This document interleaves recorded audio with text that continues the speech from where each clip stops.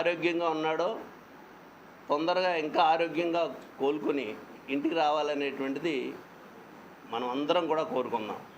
ఒకప్పుడు పద్మనాభం గారు అంటే ఈ రాష్ట్రంలో కాపుల్లో మా సామాజిక వర్గంలో ఎవరైనా ముఖ్యమంత్రి అయ్యేటువంటి స్థాయి ఉందంటే రంగా గారిని వాళ్ళు మట్టుపెట్టిన తర్వాత రంగా గారిని ఈ రాష్ట్రంలో ఎప్పుడైనా ఇటువంటి వ్యక్తి ఉంటే ఈ రాష్ట్రానికి ముఖ్యమంత్రి అవుతాడనేటువంటి ఒక దూరదృష్టితో ఆలోచించి ఎప్పుడో మా ఆశల మీద నీళ్లు జల్లారు వాళ్ళు. ఆ తర్వాత ముద్రగడ పద్మనాభం గారు ఈ రాష్ట్రంలో ముఖ్యమంత్రి అయ్యేటువంటి స్థాయికి వెళ్ళినటువంటి వ్యక్తి. ఎక్కడ ఏ విధమైనటువంటి అవినీతి కానీ ఆయన చెయ్యి ఇలాగే ఉందో తప్పితే ఇలా చాచినటువంటి వ్యక్తి కాదు ఆయన. మరి అటువంటి పరిస్థితుల్లో ఈ రకంగా ట్రోల్ చేయటం అంటే ఎంతవరకు ధర్మం అనేటువంటిది ఒకసారి మీరు ఆలోచన చేయండి. ఈరోజు మేము వెళ్తా ఉన్నప్పటికీ కూడా మేమందరం కూడా వెళ్ళాలనేటువంటిది అనుకుంటున్నాం. కానీ మీరు ఎవరు రావద్దు అనేటువంటిది అక్కడ హాస్పిటల్లో డిస్టర్బెన్స్ ఉంటుంది అనేటువంటిది చెప్పడం వల్ల మేమందరం వెళ్ళకపోతున్నాం. ముఖ్యమంత్రిని ఈ ముఖ్యమంత్రి గారికి తెలీదా? ఈ ముఖ్యమంత్రి గారు అనేక సార్లు ఆయన సహచరుడు ఇద్దరు కలిసి పనిచేసినటువంటి వ్యక్తి. ఈయన ఎమ్మెల్యేగా ఉండగా ఈ రాజ్యం ఉన్న ముఖ్యమంత్రి గారు ఎమ్మెల్యేగా ఉండగా పద్మనాభం గారు ఆ క్యాబినెట్లో మంత్రిగా ఉన్నాడు 85లోని 83లోని కూడా. ఇప్పుడు ఆయన్ని ఈ రకంగా చిత్రీకరించి మాట్లాడటం అనేటువంటిది ఈ రాష్ట్రంలో మా సామాజిక వర్గానికి సంబంధించిన వాళ్ళే కాదు, అనేక మంది ఆయన అభిమానులు ఉన్నారు, ఆయన ఆరోగ్యం బాగోవాలని కోరుకునే వాళ్ళు ఉన్నారు. దయచేసి ఇటువంటి ప్రచారాన్ని మానుకోవాలనేటువంటిది మీ అందరికీ కూడా విజ్ఞప్తి చేస్తూ మనం చేస్తున్నాను నేను.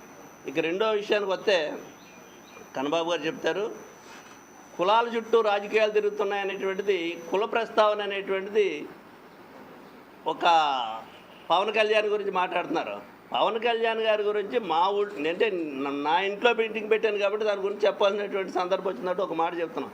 ఎవరో కూడా ఆయన గురించి ఒక మాట కూడా మాట్లాడలేదు.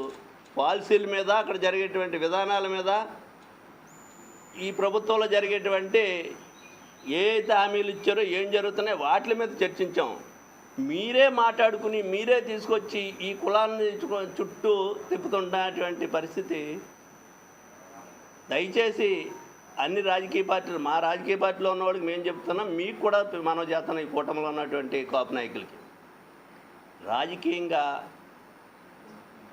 ఈ సామాజిక వర్గానికి మేలు చేయడానికి మా ప్రయత్నం మేము చేస్తున్నాం, మీ ప్రయత్నం మీరు చేయండి. అంతేగాని దయచేసి ఈ రకంగా కులాన్ని తీసుకొచ్చి రోడ్డు మీద పెట్టేటువంటి ఆలోచన అనేటువంటిది ఒక రాజకీయ పార్టీగా చేసినటువంటి ప్రయత్నం. అది దాంట్లో ఎవరిని విమర్శించలేదు, ఎవరిని తప్పు చేయలేదు. దానివల్ల మీ హ్యాండ్స్ స్ట్రెంగ్తన్ అవుతే ఇంకానే ఆ పార్టీలో మీరు దెబ్బలాడటానికి, మాట్లాడటానికి, ఈ సామాజిక వర్గానికి ఈ మేలు జరగాలని అడగటానికి కూడా మీకు కూడా ఒక అవకాశం వస్తుంది అనేటువంటిది కూడా మా తాలూకా అభిప్రాయం. మేము చెప్తే ఎలాగా వాళ్ళు చేసే పరిస్థితి ఉండదు. ప్రభుత్వంలో భాగస్వామ్యంగా ఉన్నటువంటి మీరు మాట్లాడటానికి కూడా ఒక అవకాశం వస్తుంది అనేటువంటిది. కులాల చుట్టూ మాట్లాడుతున్నారు, కులాల దరిద్రం, కులాల గురించి మాట్లాడొద్దు అంటున్నారు. ఈరోజు ఇప్పుడే కన్నబాబు గారు ఇందాక చెప్తున్నారు, ఈరోజు ఎక్కడో ఒక మీటింగ్లో మాట్లాడుతూ ఒక ముఖ్యమంత్రిగా ఈ రాష్ట్రంలో ఉన్నటువంటి ముఖ్యమంత్రి గారు మాట్లాడుతూ విజయవాడలో జరిగినటువంటి కేసు గురించి కులాలు మాట్లాడొద్దని మీరే చెప్తారు. మా పవన్ కళ్యాణ్ గారు చెప్పారు కులాల గురించి మాట్లాడొద్దు, దరిద్రం బోధ అని. ఎక్కడో మాట్లాడుతూ ఒక సీఏ కాపు,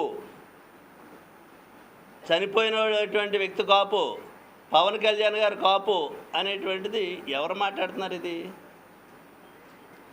ఈ రాష్ట్ర ముఖ్యమంత్రి గారు ఫంక్షన్లో ఎక్కడికో కార్యక్రమంలో వెళ్ళి మాట్లాడినటువంటి విషయాలు. ఇది ధర్మమా ఆయనకి, ఆయన స్థాయికి? మీ ఆత్మపరిశీలన చేసుకోండి. పవన్ కళ్యాణ్ గారు మీకు కూడా చెప్తున్నాం, కులాల గురించి మాట్లాడొద్దని చెప్తున్నారు. మేమెవరో కులాల గురించి మాట్లాడలేదు, ఇది ఎవరు మాట్లాడారో ఒకసారి మీరు పరిశీలించండి. తిరిగి తీసుకొచ్చి మా మీద బురద జల్లేటువంటి కార్యక్రమం చేస్తున్నారు. దయచేసి ఈ రాష్ట్ర ప్రజలందరూ కూడా జరిగేటువంటి కార్యక్రమాలు ఏ విధంగా దీన్ని కులాల చుట్టూ తిప్పుతున్నారు అనేటువంటిది పదే పదే మీరే మాట్లాడుతున్నారు, మీరే సమాధానం చెప్తున్నారు, మీరే తిడుతున్నారు. మళ్ళీ దయచేసి ఈ విషయాలన్నీ కూడా రాష్ట్ర ప్రజలు గమనించాలనేటువంటిది విజ్ఞప్తి చేస్తున్నా.